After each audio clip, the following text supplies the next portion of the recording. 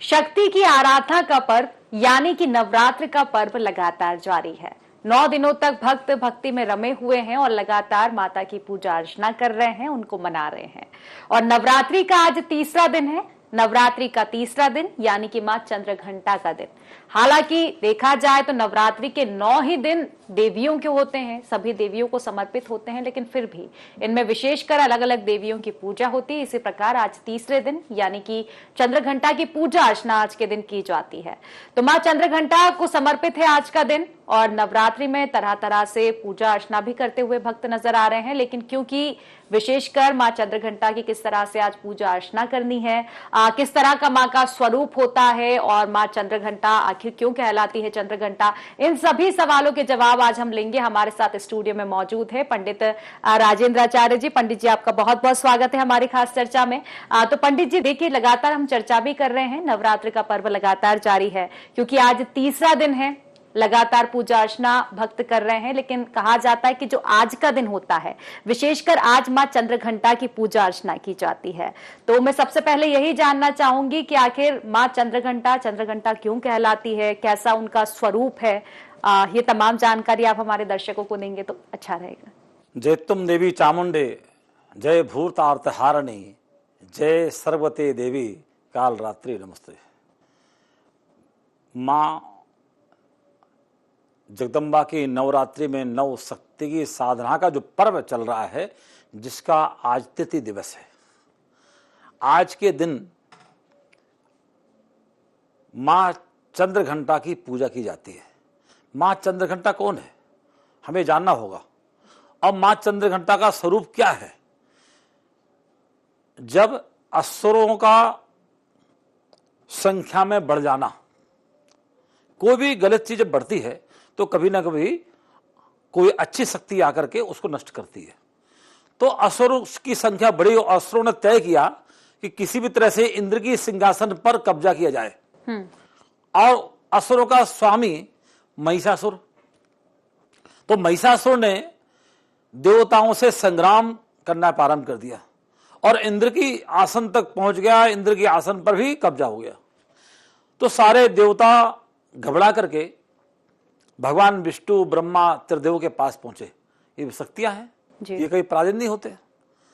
तो ब्रह्मा विष्णु महेश के पास जब पहुंचे तो प्रार्थना की, महाराज असुरों के स्वामी महिषासुर ने इंद्र की आसन पर भी कब्जा कर लिया है, देवताओं को भयभीत कर रखा है, देवता बहुत प्रताड़ित हो रहे हैं जी। तब ब्रह्मा विष्णु महेश जी बड़े क्रोधित हुए कि ऐसे कैसे। तो ब्रह्मा विष्णु महेश के उस क्रोध से एक तेज उत्पन्न हुआ और उस तेज जब पुंज बना तो एक कन्या के रूप में सामने आया। और जब कन्या मां शक्ति के रूप में प्रकट हुई, भगवान विष्णु ने अपना चक्र रोशन दिया। एक बात ध्यान देने योग्य है जी। कि सनातन धर्म की हम बात करते हैं, हम सनातन धर्मी हैं, हमें गर्व है कि हमारे आदर्श भगवान हैं, हमारे देवता भगवान हैं। और ऐसा कोई देवी देवता नहीं है कि जिसके हाथ में शस्त्र ना हो। भगवान विष्णु के हाथ में सुदर्शन चक्र था, तो उन्हें चक्र निकाल के उस शक्ति को दे दिया। भगवान शिव जी के पास त्रिशूल था, तो त्रिशूल दे दिया। किसी ने ऐरावत दे दिया, किसी ने धनुष बाण दे दिया। भगवान शक्ति की कृपा से चंद्र भी उनको प्राप्त हुआ और मस्तक में चंद्रमा का तेज दिखने लगा, प्रकटभाव हो गया। ऐसे मां जगदम्बा को बहुत सारी शक्ति देवताओं के द्वारा दी गई, अलग अलग देवताओं के द्वारा। उनका नाम चंद्रघंटा रखा गया और बड़ी शक्तियां लेकर के मां चंद्रघंटा महिषासुर को मारने गई और बहुत दिनों तक संग्राम चला।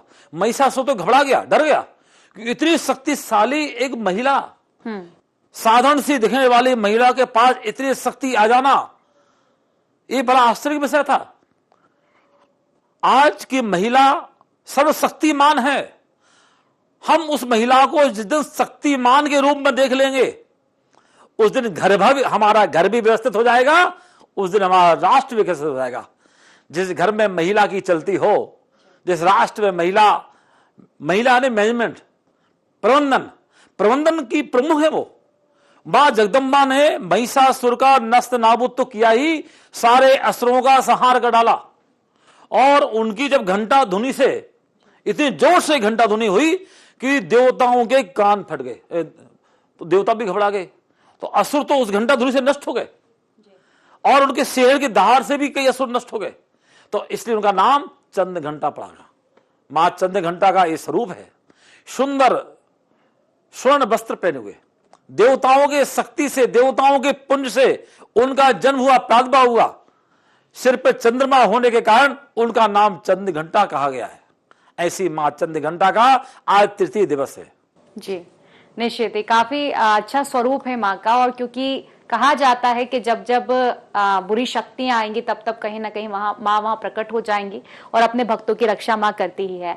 पंडित जी देखिए, 9 दिनों तक नवरात्रि का पर्व चलता है और ऐसे में जो भक्त होते हैं वो अलग अलग प्रयास करते हैं माता को मनाने के लिए, विशेषकर अलग अलग पूजा करते हैं। और क्योंकि 9 दिनों अलग अलग देवियों की भी पूजा होती है, आज चंद्रघंटा का दिन है, तो ऐसे में कोई विशेष भोग है जो माँ को चढ़ाया जाए, और इसके साथ कुछ विशेष मंत्र जिससे माँ चंद्रघंटा को प्रसन्न किया जाए? माँ चंद्रघंटा देवी उन 9 शक्तियों में से तृतीय शक्ति है, जिनका आज दिवस है। हर शक्ति अपने आप में पूर्ण विद्यमान है। जिस प्रकार मिट्टी का ढेला आप उठाएंगे इतना बड़ा, और जब मिट्टी को उसमें 2 टुकड़े कर देंगे तब भी मिट्टी कहलाएगी, 10 टुकड़े कर देंगे तब भी मिट्टी कहलाएगी। पूर्णतः पूर्णमदम पूर्णात पूर्णमुदच्यते। इसी प्रकार शक्ति कहीं कोई कम नहीं है। चाहे प्रथम दिन की शैलपुत्री माता हो, चाहे ब्रह्मचारिणी माता हो, आज जिनका तृतीय दिन है चंद्र घंटेती माता, पूर्ण शक्तिशाली है। लेकिन अलग अलग स्वरूप में जन्म होने के कारण, प्रागुर्भाव होने के कारण शक्तियां भी अलग अलग हैं। मां चंद्रघंटा का जो भोग है, सुंदर गुलाब के फूल उनको चढ़ाएं, गुलाब के फूल की माला चढ़ाएं। जिनको भूत प्रेत की बाधा परेशान करती है वो आज के दिन पूजन करें। जी। समस्त भूत प्रेत खत्म, आ ही नहीं सकते। शास्त्र में लिखा है, ग्रह भूत पिशाच यक्ष गंधर्व राक्षस ब्रह्म राक्षस बेताला कुष्मांडा भैरवदया और नश्यंती दशनाथस्य। केवल दर्शन मात्र से ये सब नष्ट हो जाते हैं। भूत प्रेत पिशाच यक्ष जितनी भी गलत शक्तियां हैं, गलत जो आत्माएं चलती हैं, वो सब नष्ट हो जाती हैं।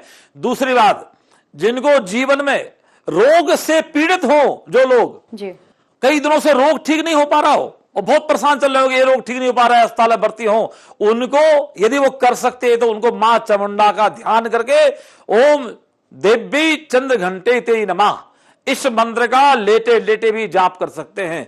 यदि उनके परिवार वाले भी मां चंद्र घंटा का पूजन उस व्यक्ति के नाम से करते हैं, मरीज के नाम से, वह रोग नष्ट हो जाएगा। ये रोग को नष्ट करने वाली है। रोग यानी शत्रु, हमारे शत्रु को नष्ट करने की क्षमता मां चंद्रघंटे में है। जो असुरों को नष्ट कर सकती हैं, जो महिषासुर को नष्ट कर सकती हैं, वो रोगों को भी नष्ट करती हैं। कितने बड़ा से बड़ा रोग क्यों ना जाए शरीर में, ये भी शत्रु हैं। मनुष्य के जीवन में कई प्रकार के शत्रु होते हैं। एक भौतिक शत्रु होते हैं जो दिखते हैं, एक गुप्त शत्रु होते हैं जो अंदर हमारे विद्वान हैं। तो समस्त शत्रुओं को क्षय करने वाली देवी और रोग को नष्ट करने वाली देवी, समृद्धि को देने वाली देवी, हमारे परिवार को व्यवस्थित करने वाली, हमें सुरक्षा देने वाली कोई देवी है तो मां चंद्र घंटेती है। हमें नित्य आज के दिन उनका ओम देवी चंद्र घंटे नमः इस मंत्र का जाप करना चाहिए। जाप करने के पश्चात उनको भोग लगाएं। सबसे अच्छा भोग क्या है आज उनके लिए? अलग अलग प्रकार के 9 दिन के 9 भोग होते हैं। हर मनुष्य को जिस प्रकार एक समय लगातार भोजन नहीं कर सकता कोई, उसी प्रकार अलग अलग भोजन चाहिए रोज।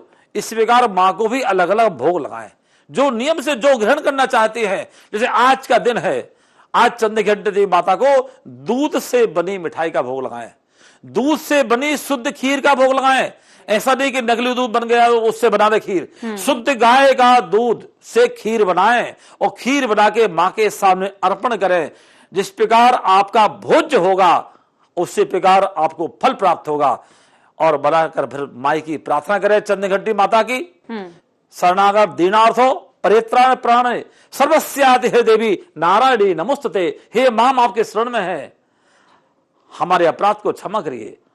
और मां से प्रार्थना करें, मां हमें शक्ति दीजिए, सामर्थ्य दीजिए। मां चंद्र घंटा मां, जो व्यक्ति चंद्र घंटा मां की पूजन इस प्रकार करेगा उसको रोग शोक उस परिवार में नहीं होगा। और जिस परिवार में चंद्र घंटेती माता के दिन किसी भी महिला को चंद्र घंटे के रूप में कोई अबला महिला हो उसको कोई आज मदद कर दे, आज के दिन जी। उसकी व्यवस्था कर दे, वस्त्र दान कर दे, भोजन करा दे, तो वह भी उसको पूजन का फल मिलेगा। इसलिए कहा गया है मां चंद्रघंटा सर्वोच्च हारिणी, सारे दुख को हरण करने वाली, रोग शोक को हरने वाली है। तो काफी विशेष दिन है इस तरह से पंडित जी, क्योंकि आपने जिस तरह से कहा कि चाहे शत्रुओं की बात हो या फिर रोगों की बात हो, मां चंद्रघंटा सभी का कहीं ना कहीं हरण कर लेती हैं। पूजा पाठ अगर मां चंद्रघंटा की जाए। पंडित जी देखिए, पूजा पाठ में जो एक विशेष महत्व होता है वो मंत्रों का काफी होता है, मंत्रों का, पूजा पाठ का। हालांकि आज चंद्रघंटा का दिन है, लेकिन ये मैं 9 दिनों के लिए कहूंगी माता की जिस तरह से हम पूजा अर्चना करते हैं, तो क्या कुछ खास हम मंत्रों का उपयोग कर सकते हैं, या फिर बहुत सारे लोग जो होते हैं कुछ जप करते हैं, मालाएं करते हैं, कुछ दुर्गा सप्तशी का भी पाठ करते हैं, तो ऐसे तरह तरह के मंत्र होते हैं या फिर पाठ होते हैं जो करते हैं, तो कुछ विशेष आप बताना चाहेंगे जो पूजा पाठ में शामिल कर सकते हैं? दूसरा, पूजन पाठ करने की विधि क्या है, क्योंकि आसन का भी काफी महत्व माना जाता है कि जब आसन से उठते हैं तो जल वगैरह छोड़ना चाहिए, इस तरह के महत्व को बताया गया। देखिए, कोई भी कार्य अगर व्यवस्थित ढंग से होता है जी, तो हमको व्यवस्थित फल मिलता है। लेकिन एक बात और लिखी है हमारे यहां कि भाव कुभाव अरख अलसहूं, नाम जपत मंगल दिशि दसहूं। हम भावना पवित्र होनी चाहिए जी। हमारे मन में यदि भावना नहीं है, हम आज मां का दिन है और किसी मां का अपमान कर रहे हैं, तो पूजन से कोई फल मिलने वाला नहीं है बंधु। आज के दिन यदि हम नारी का सम्मान नहीं कर पा रहे हैं, किसी कन्या का सम्मान नहीं कर पा रहे हैं, और जिस रास्ते से हम निकल रहे हैं उस रास्ते से कन्या परेशान दिख रही है, कोई महिला परेशान दिख रही है, तो हमारे पूजन का कोई महत्व नहीं है। ये तो हो गया विधान। दूसरा, यदि मां की पूजन करना है तो सबसे पहले आज के दिन प्रातः काल उठ करके शुद्ध जल से स्नान करें। स्नान करने के पश्चात मां का ध्यान करें, गोबर से लीप करके उस पर चौकी रखें और शुद्ध बढ़िया नया सफेद कपड़ा बिछाएं, अष्टदल बनाएं, उस अष्टदल के ऊपर कलश स्थापित करें और दीपक स्थापित करें शुद्ध घी के तेल से या घी से या तेल से। और उसके पश्चात सुंदर सुंदर गुलाब के फूल चढ़ाएं, फूल चढ़ाएं, माला चढ़ाएं, भगवान मां जगदम्बा को भोग लगाएं, खीर का भोग लगाएं, दूध से बनी मिठाइयों का भोग लगाएं, और उसके पश्चात प्रार्थना करें, या देवी सर्वभूतेषु चंद्रघंटे रूपेण संस्थिताम, और नमस्तस्यै नमस्तस्यै नमस्तस्यै नमो नमः। हे मां जगदम्बा, आपको नमस्कार है। यदि आपको संस्कृत नहीं आती बंधु तो हिंदी में कह सकते हैं। भगवान को सारी भाषाएं आती हैं, आपको भाषा नहीं आती हो नहीं आती हो, लेकिन देवी देवताओं को सब भाषाएं आती हैं। आप कहीं कितने दूर चले आए, हर जगह हरि व्यापक सर्वत्र समाना। भगवान सब जगह हैं, जड़ में भी हैं, चेतन में भी हैं, चाहे वो जड़ हो चाहे चेतन हो, हरि व्यापक सब जगह है। भगवान को कहीं ढूंढ सकता नहीं है। आपको अपने आप को भगवान को अर्पित कर दीजिए। जिस प्रकार द्रौपदी की साड़ी खींची जा रही थी और द्रौपदी चला रही थी द्वारकाधीश आइए, भगवान कृष्ण आइए, भगवान ने आने में विलंब किया, तब द्रौपदी ने पूछा महाराज आपने विलंब क्यों कर दिया? बोले द्रौपदी मैं तो तुम्हारे पास खड़ा था, तुमने क्या बोला कि हे द्वारकाधीश आइए मेरी रक्षा कीजिए। मैं द्वारकापुरी गया और द्वारकापुरी के कपड़े पहनकर आया, तब तुमने बोल दिया गोविंद द्वारका वासिन कृष्ण गोपी जनप्रियो, हे गोपियों के साथ रमण करने वाले कृष्ण आइए। तुमने गोपियों के कपड़े पहन के मैं आया, तब तक तो फिर देर होना थी। तो बंधुओं, हमें मां को पुकारना है तो मां के शरण में पहुंच जाइए। कोई विधि विधान नहीं चाहिए, लेकिन जो चीजें हम चढ़ाते हैं वो केवल भाव के लिए होते हैं। हमारा भाव कितना पवित्र है, हमारी आस्था कितनी पवित्र है, हमारा विश्वास कितना अटूट है मां के प्रति, मां जगदम्बा के प्रति, वह हमारा विश्वास देखती है, हमारी आस्था देखती है। जिस फल को हम चढ़ा रहे हैं वो फल कितना सुंदर होना चाहिए। जो हम मिष्ठान बना रहे हैं वो मिष्ठान घर में किस ढंग से हमने बनाया है, उस मिष्ठान को हम अर्पित करें। किसी भी का हम अपमान ना करें, आज के दिन क्रोध ना करें, झूठ ना बोलें, छल कपट ना करें। जिस प्रकार देवताओं के क्रोध से उत्पन्न हुई मां जगदम्बा चंद्रघंटे जी का पुंज जो प्रादुर्भाव हुआ, आपके लिए भी यदि कोई संकट होता है तो मां जगदम्बा निश्चित आपके लिए प्रकट होंगी। बस भाव चाहिए, सर्वत्र है वो, बुलाने की इच्छा चाहिए। आप जिस ढंग से बुला सकते हैं मां को, अर्पण हो जाइए मां को। न तंत्र चाहिए, न मंत्र चाहिए, न यंत्र चाहिए। देखिए एक बात ध्यान रखिए, तंत्र मंत्र यंत्र लोग बोलते हैं ना, तो 3 चीजें हैं तंत्र मंत्र यंत्र, समझ लीजिए। तंत्र मंत्र यंत्र। मंत्र यानी योजना, मंत्र यानी योजना, तंत्र यानी कार्य एक्शन, और यंत्र यानी सामग्री, कोई भी सामग्री को व्यवस्थित योजनाबद्ध ढंग से, प्रबंधन ढंग से हम संचालित करते हैं, वह तंत्र मंत्र यंत्र कहलाता है। मां जगदम्बा को कुछ नहीं चाहिए, उनको भाव चाहिए। आज के दिन मां चंद्र घंटी को आप स्मरण करके देखिए कि हे मां चंद्र घंटी माता, हमें संस्कृत नहीं आती, तंत्र नहीं आता, मंत्र नहीं आता, प्रार्थना करना भी नहीं आता, आभानम न जानामी और न जानामी विष्णुम और पूजाम चे न जानामी क्षमताम परमेश्वरी। हे मां, हम ना पूजा करना जानते हैं, ना आपका आभान करना जानते हैं, ना आपका विष्णु करना जानते हैं। हम तो ये जानते हैं मां कि कुपुत्र हो जाए, कैसे भी कुमाता न भविति, पुत्र भले कुपुत्र हो जाए, हम कितने कुबुद्धि हो जाए, कुदृष्टि हो जाए, पर मां आप हमेशा मां हैं, आप हमारी रक्षा करेंगी। त्राही माम करके मां की शरण में पहुंच जाइए। आज के लोग, युवा लोग अपनी मां का किस प्रकार अपमान करते हैं, मां की बात को सुनते नहीं है। मां कह रही है कि बेटा वहां मत जाना, नहीं मानते, जबकि रामायण में लिखा है माता पिता गुरु की वाणी बिना विचार करे भलमानी। माता पिता की बात को बिना विचार के मानना चाहिए। जो व्यक्ति माता पिता की बात को बिना विचार के मानता है, उसको भी पूजन का फल मिलता है, सारे देवताओं का फल मिलता है। भगवान गणेश जी ने बात मानी, कौन देवताओं ने मानी? तो हमारे देवताओं को हम अपना आदर्श बनाएं। हमें गर्व होना चाहिए, हम सनातन धर्म में हमारा जन्म हुआ है, उस धर्म में जहां सारे देवता विराजमान है, अनेक शक्तियां विराजमान है। मां जगदम्बा आज जिनका चंद्र घंटी का दिन है, उनको अपना आदर्श मानकर उनका पूजन करें, आपकी मनोकामना पूर्ण होगी। निश्चित ही पंडित जी, क्योंकि ये हमने तरह तरह सुना है कि माता को माता नहीं होती है। पूजा पाठ का आपने जिस तरह से बताया, निश्चित ही ये दर्शकों को पसंद आया होगा, अपनी पूजा में भी वो शामिल करेंगे। पंडित जी, क्योंकि आज तीसरा दिन है, पहले दिन हमने ये जाना था कि जोत का जो सामग्री है किस तरह से उपयोग की जाए, किस तरह से जोत जलाई जाए, ज्वारे बोए जाए, लेकिन अब ये ध्यान रखने वाली चीजें होती है कि इनका ध्यान कैसे रखें, क्योंकि अक्सर कभी कभार ये हो जाता है किसी भक्तों के साथ कि वो जो जोत है उसका ख्याल नहीं रख पाते, या फिर वो खंडित हो जाती है, या फिर ज्वारे में को लेकर कुछ समस्या हो जाती है। वैसे में क्या कि जब माता की पूजा होती है तो भक्त बड़े डरे रहते हैं। देखिए, तो आखिर वो कैसे ऐसा उपाय कर ले जिससे डर ना बना रहे, और इसको फिर से, जैसे अगर जोत खंडित हो गई तो क्या वापस जला सकते हैं? मां की पूजन से भय तो होता ही नहीं है। ग्रह भूत पिशाच यक्ष गंधर्व राक्षस ब्रह्म राक्षस बेताल कुष्मांड भैरव नश्यंती दशनातस्सो। जो व्यक्ति मां की पूजन करता है उससे डर के भगते लोग तो। लेकिन जो आपने प्रश्न किया है बहुत अच्छा, कि अखंड ज्योति हमने प्रथम दिन जलाई, घट स्थापना की, ये आपका भाव है। हमने अखंड जो जलाई, मां आपको अर्पण है ज्योति, दिव्य ज्योति, मां आपको प्रणाम है। ज्योति के स्वरूप में मां जगदम्बा स्वयं है। हम आह्वान करते हैं ज्योति के रूप में, मां जगदम्बा आती है, और किसी कारण से कारण भी होता है। अखंड ज्योति कई बार विश्राम पे हो जाती है, मोक्ष हो जाती है। हाँ। क्यों होती है? क्योंकि इस संसार में जब आप साधना करते हैं, तो जब साधना करते, इंद्र भी साधना करता था तो बाधाएं आती थी, और जब कोई संसार मृतलोक भी कोई साधना करता है तो इंद्र उसको बाधा डालता है। यदि बाधा जीवन में आ रही है तो मान लीजिए भगवान आपको मजबूत कर रहे हैं जी। आपको उसको ये समझ रहे हैं। कई लोग कहते हैं पंडित जी हम बहुत परेशान हैं, बड़े व्यवस्थित ढंग से पूजा कर रहे हैं, रामायण कर डाली, भागवत कर डाली। अरे आपने बोल करके पूरा पुण्य नष्ट कर दिया। जो आप कर रहे हैं रामायण, वो भगवान को दिख रहा है, जो पूजन कर रहे हैं वो भगवान को दिख रहा है। अखंड ज्योति आपने घर में जलाई, आप सबको दिखाते फिर रहे हैं, ये ज्योत जल रही, ये ज्योत जल रही। क्यों दिखाना किसी को? पूजन पाठ भजन और भोजन ये गुप्त होना चाहिए, बिल्कुल नहीं दिखाना चाहिए। मां की साधना गुप्त साधना कहलाती है। तो अगर यदि अखंड ज्योति बंधुओं, घबराने की आवश्यकता नहीं है। यदि अखंड ज्योति बुझ जाए या विश्राम पे हो जाए तो मां से प्रार्थना करके, हे मां त्राही माम मां, जो गलती हुई हमें क्षमा करो मां, और दीप को दोबारा प्रज्वलित कर दे, कोई दोष नहीं लगेगा। हमारे यहाँ जवारे, आपने प्रश्न किया जवारे का, जवारे जो बोए जाते हैं प्रति पिता को बोए गए। हाँ। आज तीसरा दिन है इनका, तीसरा दिन है।